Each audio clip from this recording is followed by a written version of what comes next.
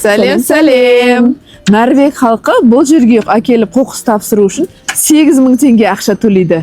Ал біздің Орал қаласында Орал таза сервис атты жауапкершілігі шектеулі серіктестігі сіздің әкелген әр қоқыстың килограммы үшін сізге ақша төлейді.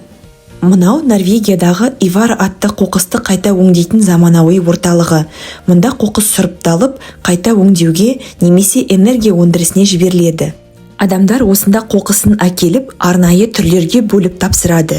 Әр бөтелке, әр картон қайта өмірге келіп, табиғатқа ауыртпалық салмайды.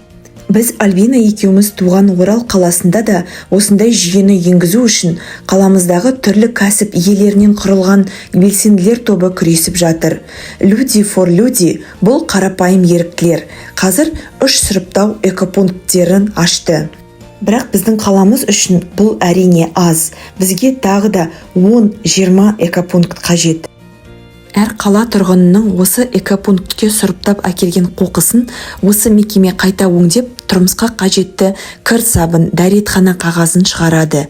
Және сіз әкелген әр қоқыстың килограммына мына кестеде көрсетілген тариф бойынша ақша ала аласыздар. Қазіргі таңда ашылып, жұмыс жасап жатқан 3 экопункттердің мекенжайлары осы видеода көрсетілген.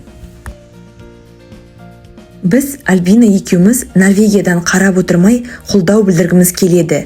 Әр бөліскен видео үлес, әр кішкентай көмек үлкен өзгеріске жол. Қолдайық, өз қаламыз үшін, балалар болашағы үшін. Болашақ таза қалада. Сіз де Орал қаласында эко-контейнерлердің көбеюіне үлес қосқыңыз келсе, төмендегі номерге қаржылай көмек жібере аласыз.